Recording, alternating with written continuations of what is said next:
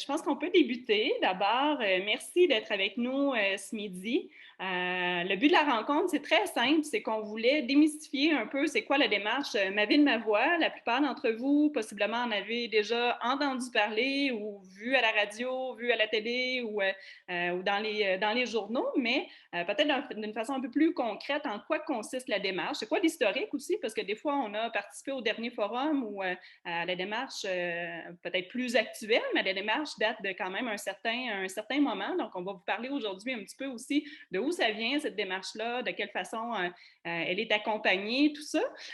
Puis, évidemment, le highlight, ça va être la prochaine étape qui s'en vient, qui est le Forum citoyen qui aura lieu le 10 mars prochain.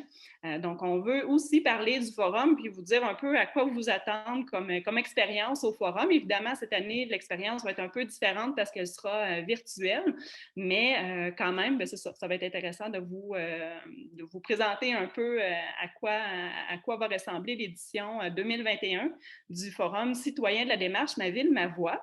Je vous présente en fait mes deux collègues qui vont être présents avec moi aujourd'hui pour la présentation. D'abord, Mathieu Pinault, qui est responsable des communications à la ville de Bécomo, qui est aussi responsable du volet développement, d'un certain volet développement durable, bon, dans lequel cadre la démarche Ma ville, ma voix, et aussi Dominique Martin d'Alcoa.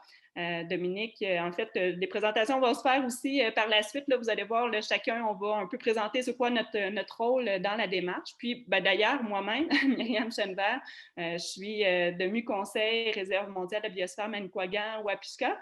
Puis, on a le rôle d'accompagner la démarche Ma ville, ma voix.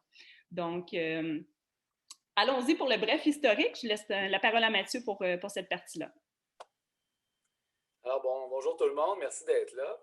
Écoutez, moi, je suis arrivé à la ville de Bécomo en 2011, puis c'était pas mal les balbutiements du début du développement durable.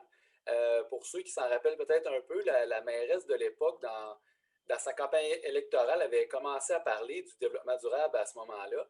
Et c'est un an ou deux plus tard, elle a mis en marche ce processus-là. Il y a eu un comité de développement durable qui a été mis sur pied. On parle d'une trentaine de personnes du milieu, de différentes sphères du milieu, qui se sont joints à ce comité-là. Et l'objectif initial, c'était de mettre sur pied une politique de développement durable de la VBC. Je peux vous dire que j'ai assisté à la majorité de ces rencontres-là. Et ça a été tout un travail du comité de bâtir une politique à une trentaine de personnes, parler de libellé, tout ça. Mais ça s'est vraiment bien fait, quand même étalé sur 6 à 8 mois, car les gens, bien sûr, avaient des emplois. Euh, et fin 2011, on a adopté la première politique de développement durable de la ville de Bécomo. Vous voyez ici, je ne vous les dirai pas tous à l'écran, les six principes directeurs qui sont toujours les mêmes en ce moment-ci. On a renouvelé un petit peu la politique en 2017 pour une dizaine d'années, mais les principes sont restés les mêmes. Et ce qui est intéressant, vous allez voir, là, on parle, par exemple, collectivité apprenante, le milieu de vie, les milieux naturels, l'économie, la culture. Donc, je vous dirais que ça, peut-être quelque chose qui est intéressant pour les gens de développement durable qui associent beaucoup ça à l'environnement, qui, même si ça fait vraiment partie intégrante, là, et on l'a encore plus accentué dans la dernière année, ça touche un peu à tout. C'est vraiment une démarche communautaire. On essaie d'avancer dans différents volets, mais c'est ça qui est intéressant, c'est que la population est vraiment impliquée dans tout ce qu'on fait. Et donc, à ce moment-là, effectivement, la politique a été adoptée et on en était très fiers. Tu peux changer, Myriam.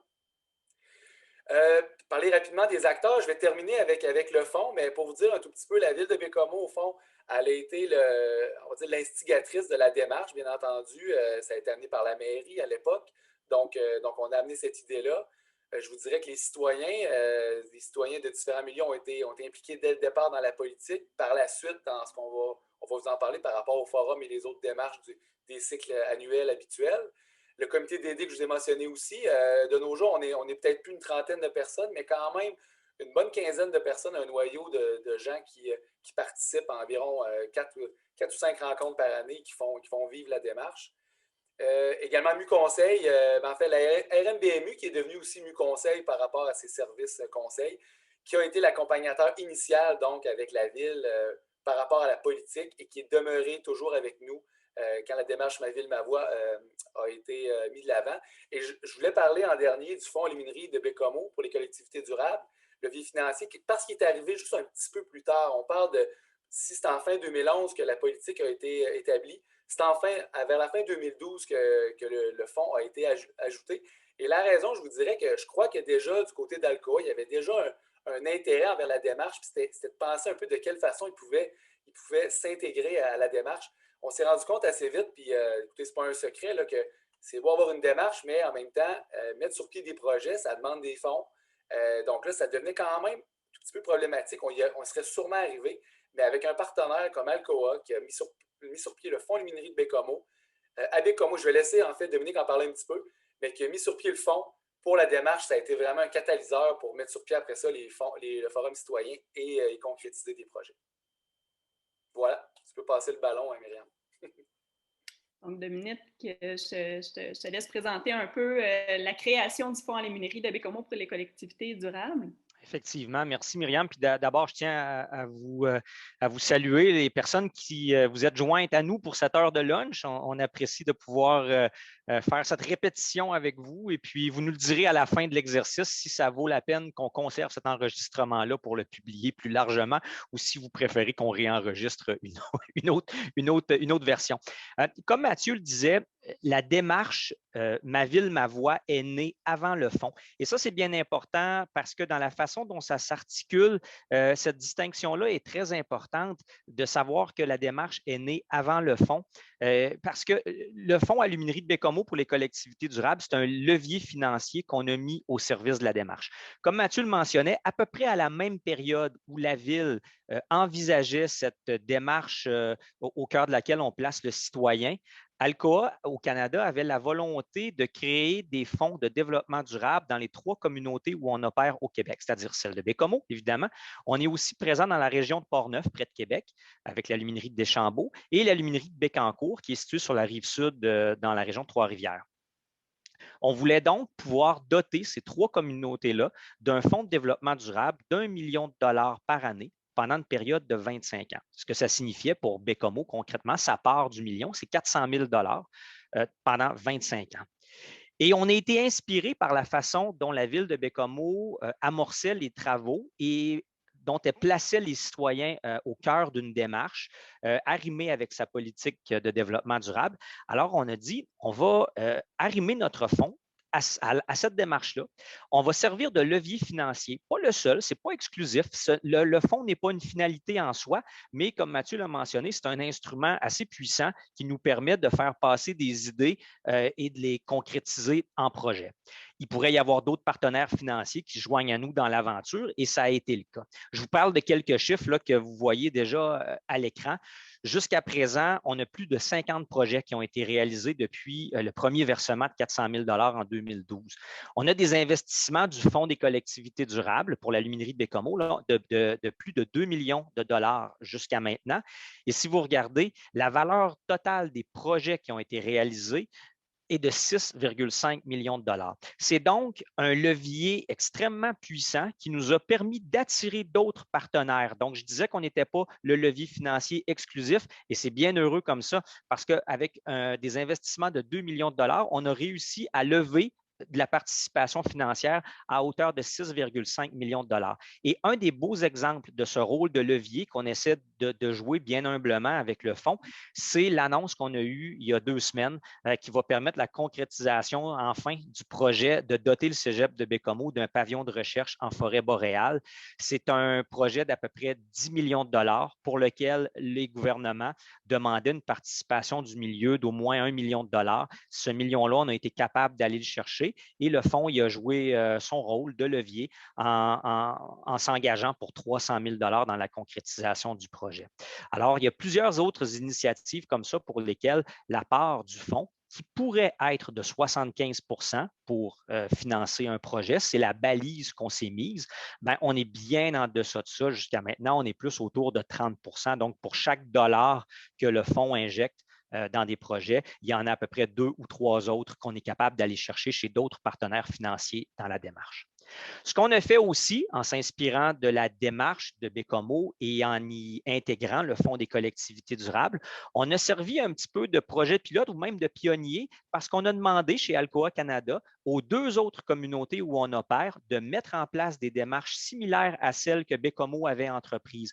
Donc, ce n'est pas Alcoa qui a dit créons la démarche Ma ville, ma voix à Bécomo et faisons de même dans les 2 autres communautés. Je le répète encore, c'est bien important. C'est une démarche qui était initiée déjà dans la communauté de Bécomo, dont on s'est inspiré, à laquelle on a joint un levier financier et puis on a demandé aux 2 autres communautés où on opère au Québec de faire de même dans leur milieu. Alors, ils ont mis en place des démarches similaires et des démarches qui sont en synergie parce qu'on a l'occasion régulièrement de se parler, les 3 communautés ensemble, pour avoir un suivi de l'avancement des différents projets, s'inspirer entre nous. Et on a même annuellement, quand on n'est pas en période de COVID, on a même l'occasion d'échanger lors d'une rencontre annuelle des 3 fonds. Les administrateurs, les artisans de la démarche, les municipalités aussi sont présentes. Et on en profite pour faire le point et regarder nos orientations pour les prochaines années.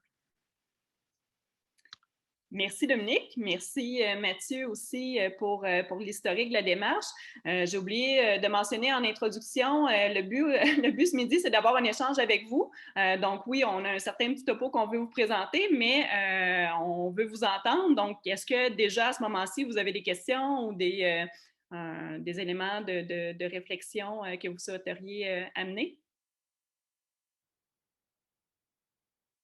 Ça va pour maintenant. En tout cas, n'hésitez pas. On est là vraiment là, pour avoir un échange constructif avec vous.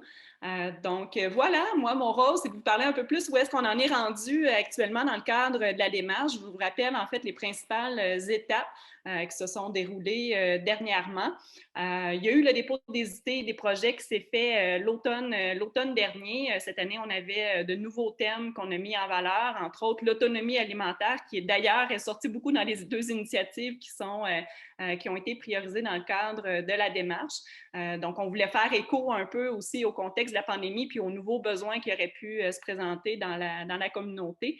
Donc, ça a été une façon pour nous là, de justement peut-être ajuster un peu les critères de la démarche pour se coller à cette nouvelle réalité-là. Il y a eu une sélection des initiatives soumises au vote parce que, bon, évidemment, justement, il y a certains critères qui sont là. Donc, on a appliqué le filtre des critères pour s'assurer que les initiatives qui étaient soumises au vote répondaient bien à ces critères-là. Il y a eu ensuite la période de vote. C'est là où le pouvoir de participation citoyenne peut s'exercer. Donc, l'ensemble des citoyens de la Manicouagan ont été invités à voter.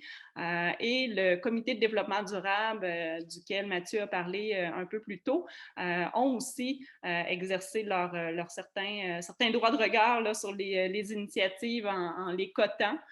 Et c'est le mix du vote citoyen et de la cotation du comité d'aider qui a permis de sélectionner 2 initiatives. C'est vraiment à poids égal, donc le vote compte à 50 et la cotation du comité d'aider compte également pour 50 là, quand on sélectionne les initiatives. Bon, il y a eu l'annonce des initiatives en début d'année qui s'est faite cette année. Ben, en fait, je vais en parler tout à l'heure, là, comme je l'ai un peu annoncé, mais bon, on est beaucoup dans le thème de l'autonomie alimentaire. Le Forum citoyen qui s'en vient, ça va être le cœur de ce que je vais vous présenter par la suite. Puis peut-être rapidement aussi, puisqu'on va surtout parler du forum dans les 2-3 prochaines minutes, comment ça se passe après le forum aussi, ça vous questionne certainement. Donc, il y a toujours des comités qu'on appelle nos comités de scénario de faisabilité qui sont créés. Donc, des comités à partir de différents partenaires de la communauté, organismes qui ont un apport intéressant au projet. Et aussi, les citoyens, en fait, qui ont déposé des initiatives sont toujours invités à collaborer avec ce comité-là. Le but, c'est de transformer l'idée, parce que dans certains cas, c'est vraiment des initiatives qui sont déposées au stade d'idée. Donc, de transformer l'idée en un projet concret, réaliste, qui pourra, lui, être déposé, entre autres, au Fonds à l'iminerie de Bécomo pour les collectivités durables. Donc, c'est le rôle du comité qui est là par la suite. Et bon, au moment opportun, justement, ces projets-là sont soumis au fonds qui est composé d'un conseil d'administration qui prend les décisions d'investissement sur l'ensemble des projets qui lui sont soumis. Donc, ce qui s'en vient, le Forum citoyen, je l'ai mentionné tout à l'heure, 10 mars prochain, 18h30, format virtuel, donc très convivial. On va rester dans la même dynamique très participative. Par contre, on a trouvé des outils là, qui reproduisent, pour ceux qui ont déjà assisté à d'autres forums citoyens, où on travaillait beaucoup là, avec des grandes nappes, on sortait les idées, tout ça. Bon, c'est sûr qu'on ne peut pas le reproduire en réel cette année, mais on a trouvé un outil génial qui nous permet de reproduire à peu près la même dynamique de façon virtuelle. Donc, vous pouvez vous attendre là, vraiment au même niveau de participation pour ces échanges-là. Il y aura des facilitateurs qui vont être prévus aussi pour chacun des sous-groupes qui seront créés. Donc, de la façon qu'on entrevoit la chose, il va y avoir des sous-groupes sur chacune des initiatives qui ont été priorisées. Mais comme les deux initiatives sont très reliées entre elles, on a aussi pensé ajouter une ronde de discussion là, qui va justement permettre de soulever ces points de collaboration possibles-là entre les deux initiatives. Donc, il y aura comme 3 moments d'échange en sous-groupe. 2 premiers moments vraiment plus spécifiques à chacune des initiatives, puis comme je viens de le mentionner, là, un autre volet là, qui va être là pour justement faire éclater un peu les idées des deux initiatives, puis voir les points de collaboration possibles. Super important de vous inscrire. Donc, les inscriptions, c'est sur la plateforme de ma ville, ma voix directement. Les inscriptions, c'est jusqu'au 5 mars prochain. Donc, voilà, les fameuses 2 initiatives, en fait, j'en ai déjà pas mal parlé, là, mais peut-être de façon un peu plus précise. Il y a l'initiative du réseau nourricier. J'en parle en premier parce qu'on a d'ailleurs 2 représentantes qui sont avec nous pour peut-être qu'en fait que je vous passerai la balle pour peut-être expliquer un petit peu votre initiative. Je ne sais pas si Émilie ou Mélanie, vous êtes à l'aise de dire 2-3 mots sur l'initiative que vous avez déposée comme groupe de transition Manicouagan? Mais oui, mais Mélanie, si tu veux y aller, puis en fait, on est 3. Marilène aussi, elle a embarqué dans le comité jardin, donc on est venu en force. Désolée, Marilène, je te connaissais dans un autre contexte, mais je ne savais pas que tu étais directement associée à l'idée aussi, là, désolée. Mais allez-y, je vous... Est-ce que tu veux y aller, Mélanie? Oh bon, ok. Ouais, alors, dans le fond, je peux faire un petit résumé. En gros, l'idée du réseau nourricier, c'est comme, je pense que ça a été le momentum parce qu'il y a déjà plusieurs citoyens qui voulaient créer un autre jardin communautaire. Il y en a déjà un dans le secteur Mingan. Et en fait, parallèlement, il y a plusieurs citoyens qui avaient réfléchi à ça, notamment Christina qui était présente à la rencontre que vous avez eue pour préparer le forum justement. Puis aussi, moi j'avais commencé à approcher la ville parce que je voulais partir rapidement trouver un terrain pour pouvoir faire pousser des légumes pour pouvoir occuper des étudiants qui avaient plus possibilité de travailler, etc. Donc la ville a été approchée. En parallèle avec Mélanie, on avait monté Transition Manicouagan. Donc voilà, une des idées qu'on allait de l'avant avec, c'était l'idée de faire un jardin. Et en fait, on a grossi ça en parlant de réseau nourricier, parce qu'en fait, il y a d'autres exemples ailleurs au Québec où il existe déjà des réseaux nourriciers qui ont été construits, notamment à Alma. Donc, c'est ça, on a de quoi s'appuyer autour de nous pour pouvoir monter ça. Et l'idée, en fait, on avait pensé à 3 volets pour ce réseau nourricier-là. On n'a pas pu le proposer en projet parce qu'on n'est pas un organisme reconnu, on n'est pas incorporé. Donc, on a dû le faire passer en idée, mais c'est sûr qu'on avait déjà pas mal réfléchi. Grosso modo, qu'est-ce qu'on voulait? On voulait faire, bien sûr, avoir un terrain qui serait comme central du réseau nourricier pour pouvoir avoir un volet jardin communautaire avec des parcelles comme à Mingan. Et également peut-être des bacs qui seraient plus collectifs, donc des fines herbes, etc. Puis après, pourquoi pas aussi aménager des plates-bandes comestibles comme la ville le fait déjà avec Gaïa. Donc ça, c'est vraiment le volet alimentation. Il y aurait le volet social parce que ce serait aussi un lieu où est-ce que les gens, suite à la pandémie, pourront se rassembler pour des fêtes de quartier ou tout autre événement pour pouvoir, c'est ça, festif, chaleureux et de quartier. Et le 3e volet, c'était vraiment le volet éducatif. Donc là, on plus avancer dans ce domaine-là si on ne travaille pas avec l'éducation. Donc, l'idée, on a aussi des participants dans le comité jardin qui sont en lien avec l'éducation. Donc, ça serait de monter comme des trousses éducatives. On a déjà parlé aussi avec Mélodie, la coopérative Gaïa, pour que les écoles puissent venir directement sur le jardin, le terrain qu'on pourrait trouver pour pouvoir faire des ateliers avec les écoles. Donc voilà, c'est ça un peu les 3 volets. Je ne sais pas si j'ai oublié de quoi, Mélanie. Bon, Mélanie a l'air contente. Donc, c'est pas mal ça l'idée du réseau nourricier. Puis là, nous, on a continué les rencontres avec notre comité pour brainstormer nos idées, etc. On a contacté Mélodie. Puis c'est ça, je pense que vous le savez déjà un peu, comme le comité. On cherche aussi voir qui est-ce qui pourrait être promoteur parce que c'est sûr, ça va coûter de l'argent. Puis je pense que plan de match numéro 1, c'est de trouver un emplacement qui pourrait être possible. Et bien sûr, j'insiste encore, on cible quand même le secteur market parce que dans le secteur Mingan, il y a déjà un jardin qui est présent. Donc, ça serait intéressant de l'installer à Market, ou à Saint-Georges, en tout cas dans ce secteur-là. Parfait, merci, merci Émilie. Il n'y a pas de meilleur porte-parole que les gens directement derrière l'initiative. On voit à quel point là, vous avez la passion derrière tout ça aussi. Donc voilà, puis ce sera une petite pratique générale pour vous aussi parce qu'évidemment, au forum, on demande toujours aux gens qui sont derrière les idées et les projets de les présenter eux-mêmes.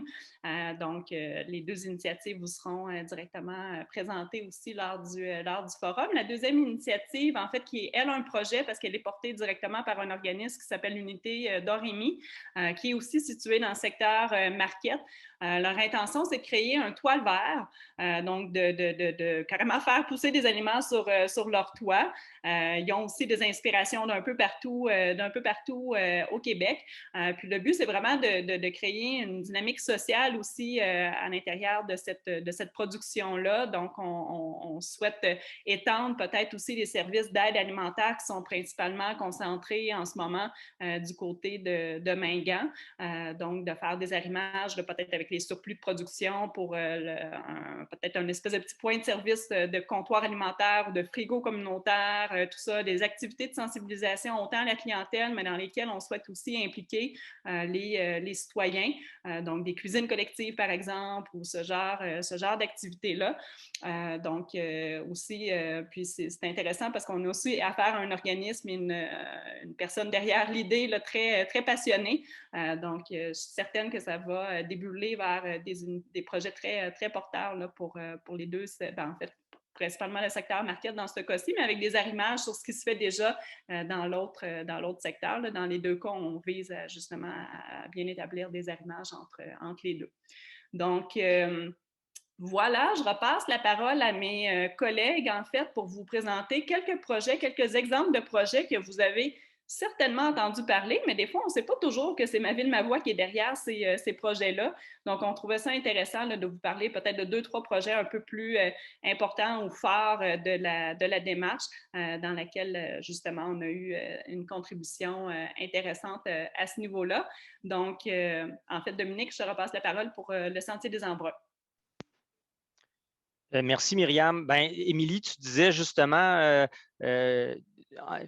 comme si tu voulais t'excuser, dire on n'était pas un organisme en bonne et due forme, donc on n'a pas pu déposer un projet, on est allé sous forme d'idées, mais c'est justement ce qui est très intéressant, ce qui est novateur avec cette démarche-là, c'est qu'on a été capable de faire en sorte au fil des ans que des idées amenées par des citoyens lors de forums ont réussi à germer et devenir des projets. On a réussi à mettre en commun plusieurs idées parfois qui étaient exprimées par différents acteurs et on réussissait à créer, à mélanger ça et la sauce là, qui en résultait, c'était un projet intéressant. Puis l'un de ceux-là, c'est le Sentier des Embruns. Le Sentier des Embruns, c'est une initiative d'un citoyen qui disait qu'il y avait plusieurs belles infrastructures de sentiers qui permettaient de relier la ville, en fait, d'ouest en est, donc de l'embouchure de la rivière Manicouagan, en fait, du pont de Maniquin pratiquement,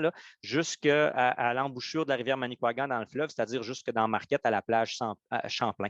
Et donc, il y avait déjà des infrastructures de sentiers qui existaient, mais elles n'étaient pas encore aménagées de manière à former un tout ou en former une ligne continue qui nous permettrait, si on le souhaitait, de traverser la ville d'ouest en est ou l'inverse, selon. Et cette idée-là est finalement devenue un projet. Donc, on n'a rien réinventé, on a utilisé des infrastructures existantes, on les a améliorées. Ça a été une belle opportunité aussi, le Sentier des Embruns, parce qu'il a été l'occasion aussi de réaliser des consultations citoyennes. Donc, il y a des consultations publiques qui ont été menées pour certaines des phases du projet où il y avait de l'interactivité avec, par exemple, des milieux habités. Je pense entre autres au boisé de la Falaise ou encore la partie dans l'Est, lorsqu'on veut connecter le Sentier des Embruns et lui permettre de rejoindre le boisé de la Pointe-Saint-Gilles. Donc, il y a eu des consultations citoyennes qui ont été menées. Donc, ça a été un bel exemple, ça, des citoyens au cœur d'une idée et qui est finalement devenu un projet. C'est un projet, puis on a parlé, Myriam et moi, avant la rencontre, je ne me rappelle plus des sommes qui ont été investies jusqu'à maintenant, mais le Fonds des collectivités durables a joué encore une fois un rôle de levier qui a permis à d'autres partenaires, dont les autorités gouvernementales, d'injecter aussi des sommes dans la concrétisation de ce projet-là. Donc ça, c'en est un bel exemple. C'est une belle carte de visite aussi pour Baie-Comeau, dans une perspective d'attirer des jeunes dans notre région, de jouer la carte de l'attractivité. Je pense que d'avoir ce sentier linéaire-là le long du majestueux plan d'eau qui est l'embouchure de la rivière Manicouagan jusqu'au carrefour maritime à toute fin pratique, c'est une des belles cartes de visite qu'on a pu mettre en place avec le Fonds des collectivités durables. Une autre des initiatives qui a été présentée par des citoyens dès le tout début de la démarche, corrige-moi Myriam, mais c'est arrivé très, très tôt dans les consultations populaires. Il y avait une volonté des citoyens de faire renaître un festival d'été à Baie-Comeau et pas juste l'élément de festival qui vient avec. Il y a toute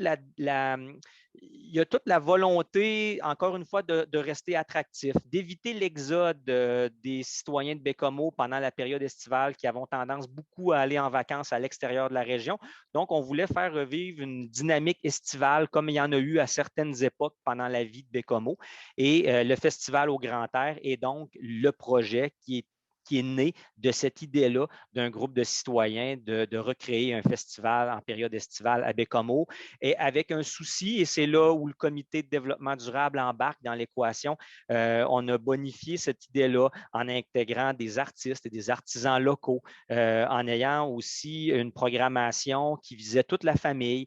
C'est le genre de bonification aussi auquel ces idées-là ont droit quand elles passent à travers le moulin de la démarche Ma Ville, Ma Voix pour donner le festival, qui a fait relâche l'an passé, mais qui, dès que la situation sanitaire le permettra, va certainement reprendre avec des bénévoles engagés qui trouvent aussi de la relève parmi les plus jeunes parce que c'est mené à bout de bras, vous le savez, ce genre d'initiative-là par des bénévoles. Alors, leur capacité de renouveler les gens qui s'y impliquent est aussi phénoménale et on accompagne le Festival au Grand Air depuis ses tout débuts avec le fonds. Mathieu? Oui, merci Dominique.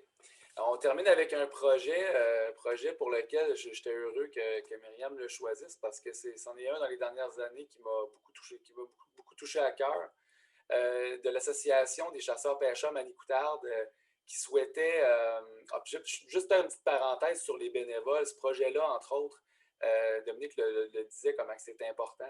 On l'a bien soutenu, mais il y a un bénévole de l'association qui n'a vraiment pas compté les heures là, pour faire mille et une tâches là-dedans, pas juste, par exemple, ce qui concernait, par exemple, juste l'achat de quais et l'installation, juste les emplacements, les liens avec le ministère, les liens avec la paperasse à monter.